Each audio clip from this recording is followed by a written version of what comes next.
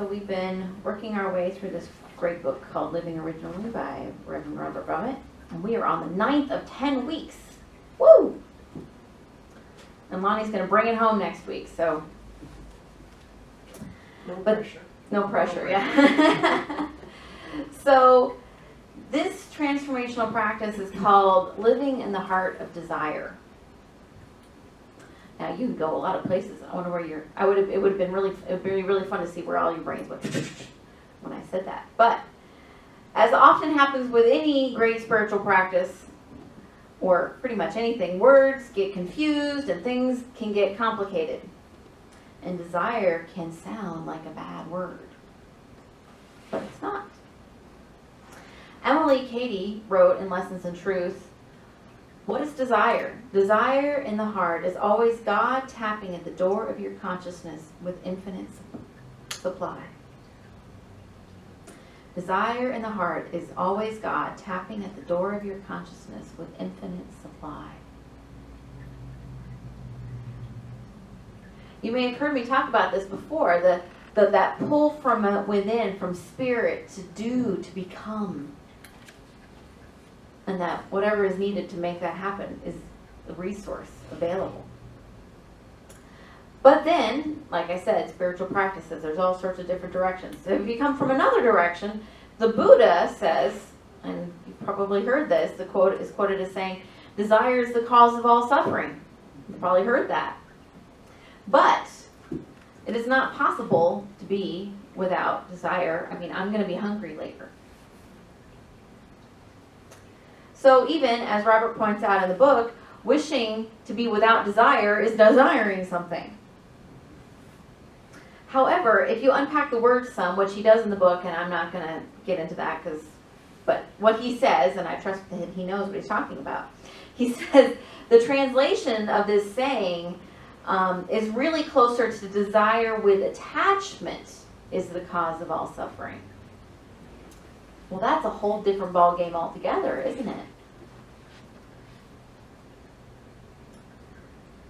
So if I desire a car, I just had to pick something. If I desire something, we're going to pretend it's a car, but I'm not attached to having it, I do not suffer.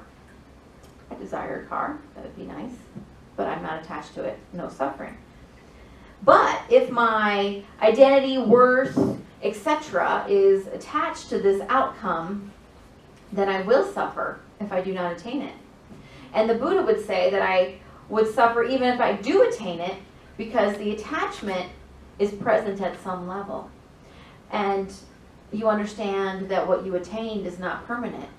And so there's always a wanting to fill that, whatever that gap, that thing that you attained supposedly filled. It's the difference between a strategy and an actual change, transformation. And of course I would add that whatever is unhealed in us is invested in this outcome. So when this outcome is attained, we'll simply find a new outcome. It's different. So it doesn't matter if the desire we attach to is considered positive or negative. You say, well, it's a good thing for me to fill in the blank. Suffering is still present when we are attached to making it happen. If, however, we can move into a place of abundance consciousness, we see that happiness is an inside job and that material things or relationships, yes, they may give us pleasure, but they are not the source of our joy.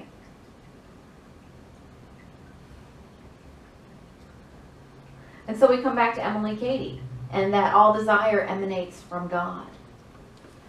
And last summer when we talked about the 12 powers, this is a core part of that we have these attributes that are inherent, that are in us already, and they're ready to be further activated through our practice and focus. That's all it takes.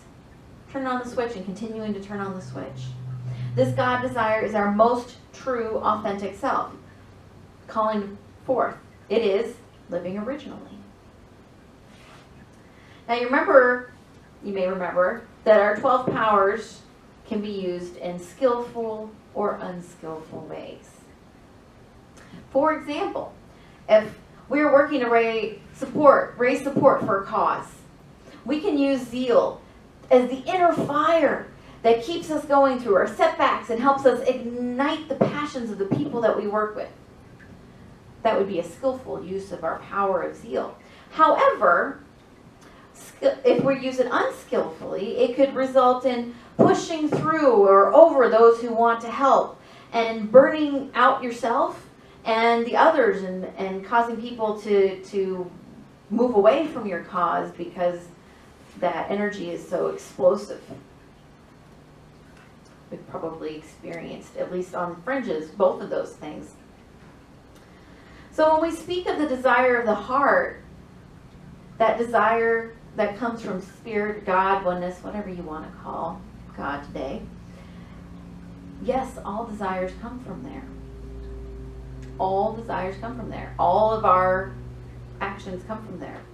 But they are often not demonstrated in their most clear form. And Robert has this great analogy in the book, so I'm going to read it to you because we've talked about this before, but I like this analogy. I hadn't heard it before until I read it here. Original desire is like pure water arising from an underground spring. The water meanders across a wide expanse of land before reaching the sea. Along the way, this once pure water can become quite polluted and filled with toxins that were not present at its source. Desire arising in the heart may be polluted by many layers of unconscious conditioning before it reaches the surface level of conscious recognition. This conditioning is biological, psychological, and sociological.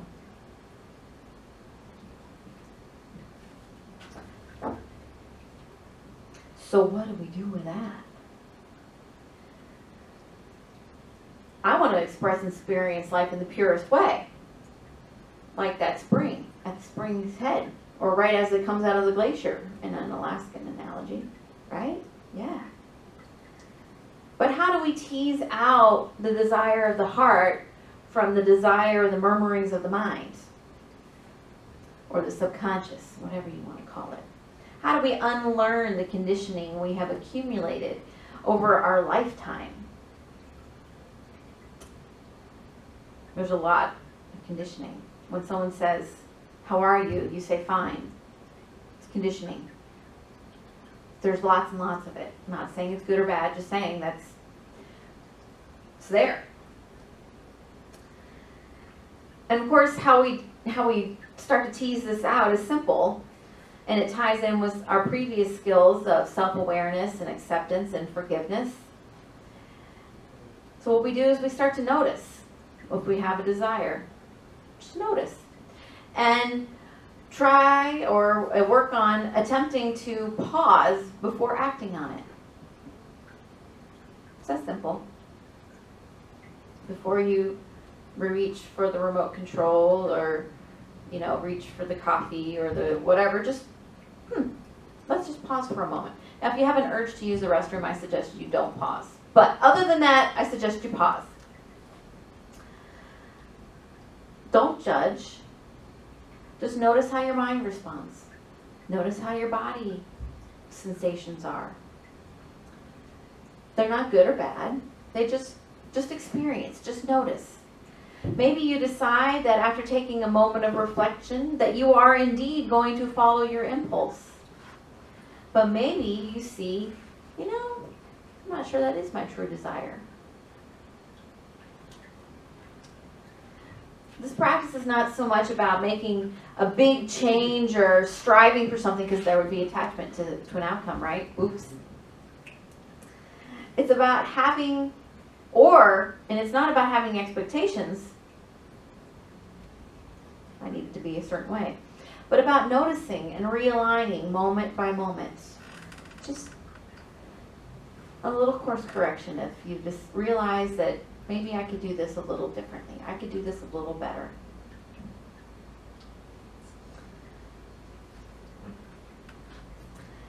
Because the spiritual path is a journey, right? There's no destination and there's no timeline. Certainly no timeline. The destination, when you get, sort of like when you're climbing mountains, a lot of times you get there and you're like, oh wow, look, there's more. Sort of like that. So there's some puddles along the path. Spiritual journey is a path, then there's some puddles. good to watch out for the puddles. And one is that we can that often we neither wholeheartedly embrace our God-given desires, nor completely surrender our attachments. And this keeps us in that limbo place of not being able to fully live in joy because we're expecting something. Maybe, the experience of going to the fair wasn't exactly how you wanted it to be or thought it should be. But if we just let it be how it is, then we can still have a really great time instead of needing it to be a certain way. Because it's not going to be like it was last year, of course. Because that was last year. We live in a different place now.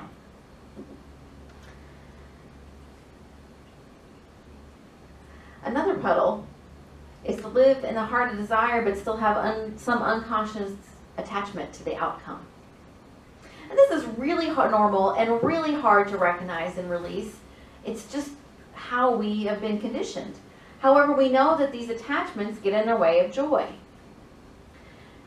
And we put a lot of emphasis on attaining something that is embedded our culture. We have to do this thing and make the list and do all the needing more. But we're not all going to be superstars.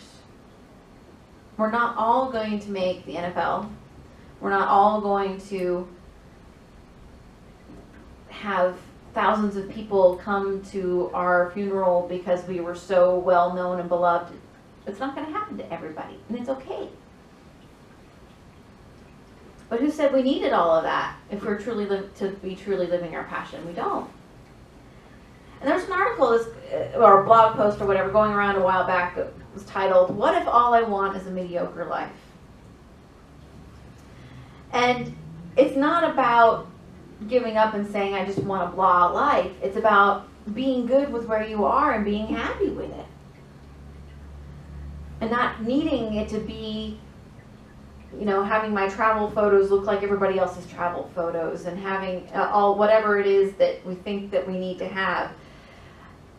One of my minister friends made a comment when she posted this about being quite content, living by the sea, serving a small ministry, gardening, crafting, being a part of the community.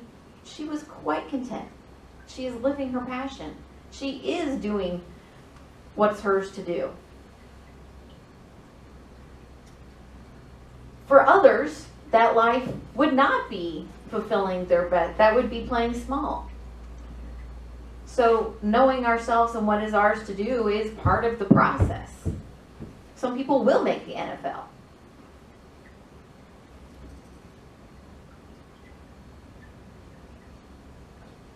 But when you know what's yours to do, when you talk to her, when you talk to this minister friend of mine, you'll know she's fulfilled. She's not attached to outcomes or needing it to be any different.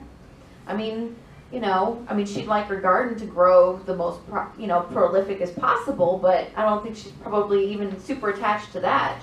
That's her preference. But it's sort of another puddle because this can be a slippery slope. We can say that we're just being happy with where we're at, and that we can actually slide into apathy or just trudging along.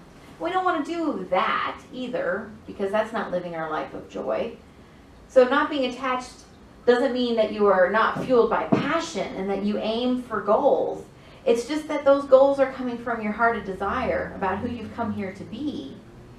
And you understand that the path getting there will probably have some detours that you didn't expect. And it's okay because you're not attached to it being a certain way. I think that when you cut through some of that conditioned attachment responses, you can actually move quite swiftly. When you get going, man, you can really zoom, zoom, zoom where you want to go or where you need to go, what's yours to do. It's not difficult. Well, it can be hard, but it's not difficult. So there's many hoops that you get to pass through in your process of becoming a minister. It's a good thing. You don't want just, there's a lot of hoops. And near the beginning, there's a missions process. And in the submission process, you can easily, you can be diverted into, you can go one way, which is, yes, move on to the next hoop to walk through. And the other one is, we think you need to do some other stuff and work on some other things first and come back and try this hoop again. And one of the, in my observation, many of the folks who, yes, they had these deep callings to serve, but as soon as they did, they said, okay, this is how it's going to happen. I'm going to start on this date, and I'm going to do this, and then I'm going to do this, and then this is what's going to happen. Those are the people who got sent on the loop to come back around and do it again. That's not the only reason people got sent on that loop, but that is one. I mean, if you had that kind of rigid plan, you probably were going to go get redirected, is what they call it. Because when we may have that like inspiration, but then as soon as it moves from our heart of inspiration to our head of like figuring it all out, we lose the room for spirit to move in and through us. We lose that space of being able to be inspired and discovering new things because we've decided that it has to be a certain way. There's that control or need for attachment. Woo. There's nothing wrong with lists. Lists are a great tool, but they're a tool, not the God. So living from the heart of desire is the aim, the direction. To live originally, to be our most true selves. With these simple tools of awareness, acceptance, forgiveness, and a big dose of patience, and I would add, more meditation time always helps keep things clear. With all of these things, we can learn to let go of our attachments of outcomes, our attachments of it needing to be a certain way, and see all the wonderful ways that we can be transformed.